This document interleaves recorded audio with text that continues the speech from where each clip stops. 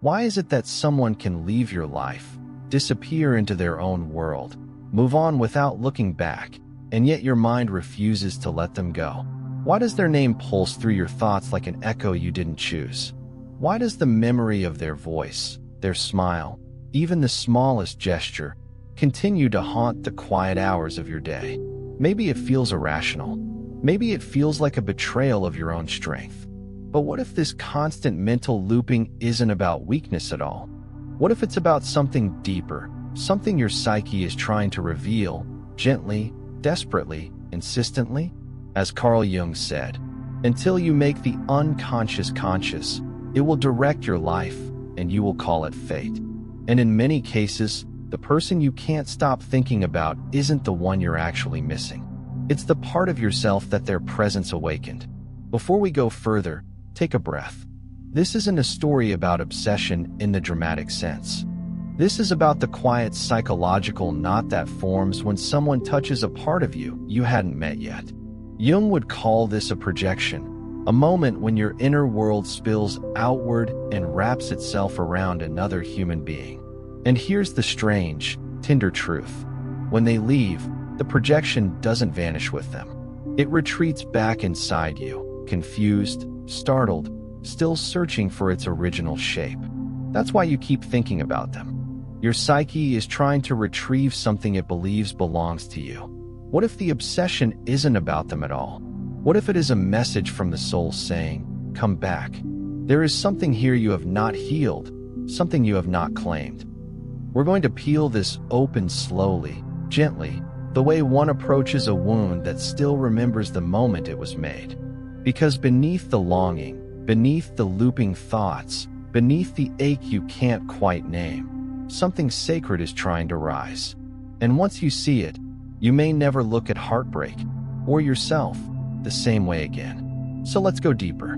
Because the question isn't just, why can't I stop thinking about them? The real question is, what did their presence awaken that your psyche refuses to silence?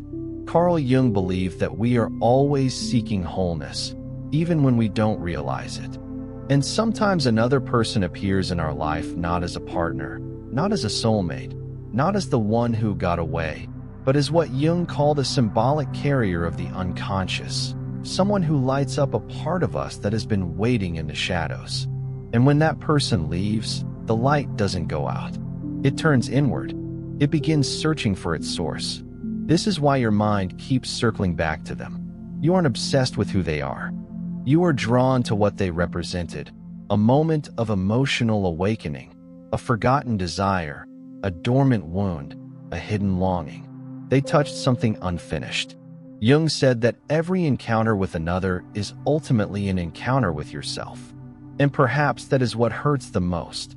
Not their absence, but the sudden confrontation with a piece of you you don't yet know how to hold. Think about it. Maybe they mirrored a softness you once lost. Maybe they reflected a confidence you never claimed. Maybe they awakened a hunger for connection that you had buried beneath busyness or fear. Or maybe, in ways too subtle to name, they stirred the ancient ache of childhood, the longing to be seen, to be chosen, to be met completely. When they left, that longing didn't go with them. It stayed inside you, waiting. And the mind, trying desperately to make sense of the ache, returns to the last known point of contact, the person who triggered it. But the psyche isn't clinging out of desperation. It's circling the wound, the way a bird circles a nest it knows it must eventually land on. As Jung once wrote, what we resist persists. And thoughts of them persist not because you want them back, but because a part of you wants yourself back. This is where the healing begins, not by trying to forget them, but by listening to what your own soul is trying to reclaim. There's something most people never realize. You don't become attached to a person. You become attached to the state of being you experienced with them. This is why letting go feels impossible. It's not their absence that hurts. It's the loss of the version of you that came alive in their presence. As Carl Jung said, the meeting of two personalities is like the contact of two chemical substances. If there is any reaction, both are transformed. And you were transformed, even if they never knew it.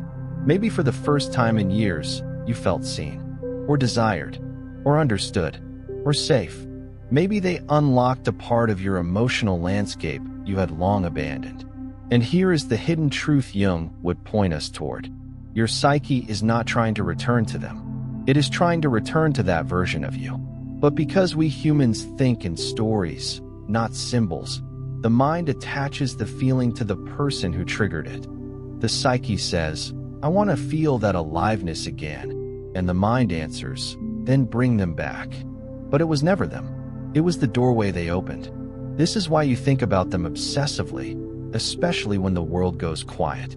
When you wake up too early, when you're driving alone, when the day loses its noise, the psyche uses the silence to remind you of unfinished integration. They carried an archetype for you. Maybe the lover, maybe the protector, maybe the one who awakens destiny, or perhaps the shadow, the part of you that longs for what it fears. Whatever they represented, the symbol remains even when the person is gone. And symbols do not disappear simply because relationships end. They linger. They ask for attention. They ask to be understood, not erased. This is why your thoughts still orbit them, the way the moon pulls at the tides. Not because you're stuck, but because something inside you is trying to complete a pattern that began the moment they entered your life. Jung would say that obsession is the psyche's way of pointing at a place you have not yet claimed, a message disguised as longing. And until you understand what that message is, your mind will keep replaying their name like a quiet spell you didn't mean to cast. But this, right here, is where transformation begins. There is a moment, often unnoticed, when thinking about them becomes more than memory. It becomes a ritual, a place your mind returns to the way hands go instinctively to an old scar, not because it still hurts, but because it once did. And this is where Carl Jung's most profound idea enters the picture: the shadow. Jung believed that every person carries a hidden side, the emotions we buried, the longings we silenced, the truths we were never allowed to speak. And sometimes, the person you can't stop thinking about didn't just awaken desire or nostalgia. They awakened your shadow. Maybe they reminded you of a confidence you suppressed. Maybe they stirred an independence you secretly feared. Maybe they ignited a passion you believed you weren't allowed to feel. Or perhaps they triggered an old wound you thought you had outgrown. Whatever it was, they didn't create the shadow. They just illuminated it. This is why you still feel the pull. Because the shadow doesn't disappear when a person leaves. It stays. It whispers. It follows. Jung said, "One does not become enlightened by imagining figures of light, but by making the darkness conscious." And the darkness you're circling right now isn't dangerous. It's simply unfamiliar. Your obsession, that looping thought, that uninvited memory, is your psyche trying to bring this hidden part of you back into the light. Not to shame you, not to punish you, but to integrate something you abandoned long ago. This is why the connection felt inexplicably powerful. It wasn't about compatibility. It wasn't about destiny. It was about recognition. They reflected an unclaimed part of you, and your psyche isn't willing to let that reflection fade just because the person is gone. So the thoughts continue. The memories repeat, not to torment you, but to guide you. Because the person you truly can't stop thinking about is the version of you that surfaced in their presence. And now, that version is calling you back. There is a strange ache that appears not when a relationship ends, but when it never fully began. When the story was unfinished, when the words stayed unspoken, when the connection lived more in potential than in reality. And oddly, these half-formed bonds are often the ones that take the longest to release. Why? Because the mind can't grieve what it never fully held, and the heart can't bury what never fully lived. Carl Jung once wrote that the psyche clings to unresolved experiences because they carry the energy of the unrealized. The person you can't stop thinking about may not be the great love of your life, but they represent a story your soul never got to finish. And unfinished stories echo the loudest. Maybe you imagine what it could have been. Maybe there were moments charged with possibility, moments that felt like the universe was aligning something delicate and extraordinary. Maybe something inside you whispered, "This could matter." And then, suddenly or slowly, it slipped away. But the psyche doesn't move on just because life does. It keeps holding the thread, waiting for closure that never arrived. This is why your thoughts replay the smallest details. Their laugh, that one conversation, the way your energy shifted around them. Your unconscious is trying to solve a puzzle with missing pieces. Jung believed that anything incomplete exerts a gravitational pull on the mind, tugging at us until we face it. So your thoughts persist not because you're weak, not because you're obsessed, but because your inner world is trying to finish what reality interrupted. Maybe they awakened a part of you that still feels suspended in time. Maybe they stirred a dream you were just beginning to trust. Maybe they represented a bridge between who you were and who you're becoming. And here's the paradox Jung would urge us to see. You're not longing for them. You're longing for the version of your life that felt possible in their presence. That possibility didn't die when they left. It simply shifted its direction. The ache you feel is not a chain, it's a compass, pointing you toward a truth you weren't ready to meet when they arrived. There's a moment in every powerful connection when the other person stops being just a person. They become a symbol, a living doorway into a deeper part of your psyche. And this is where Carl Jung's world becomes essential, because he taught that we don't just fall for individuals. We fall for the archetypes they awaken. Maybe they embodied the lover archetype, the one who makes the world feel warmer, more vivid, more alive. Maybe they carried the hero, the one who gives you a sense of safety or possibility. Maybe they stirred the magician, the one who makes life feel enchanted, meaningful, fated. Or maybe they mirrored your own inner potential, the person you sense you could become. Whatever they awakened, it wasn't random. It was psychological destiny. Jung believed that archetypes are universal patterns buried deep in the human psyche. And when someone triggers one of these patterns within us, the emotional response can feel overwhelming, even irrational. This is why the obsession feels bigger than logic. It is bigger. It comes from a layer of consciousness older than thought itself. This person didn't just walk into your life. They stepped onto an ancient stage inside you. And when they left, the archetype didn't leave with them. Its energy is still moving inside your unconscious, still shaping your inner world, still asking to be acknowledged.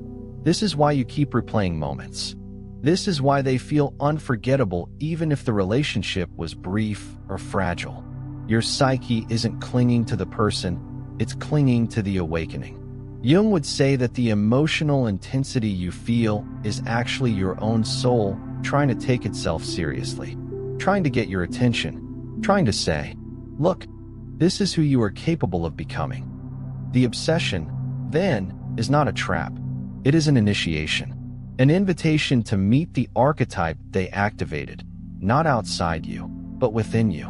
And until you answer that invitation, their memory will continue to glow in your inner world like a lantern left on in an empty room. Here's the part no one talks about. You're not just thinking about them, your body is.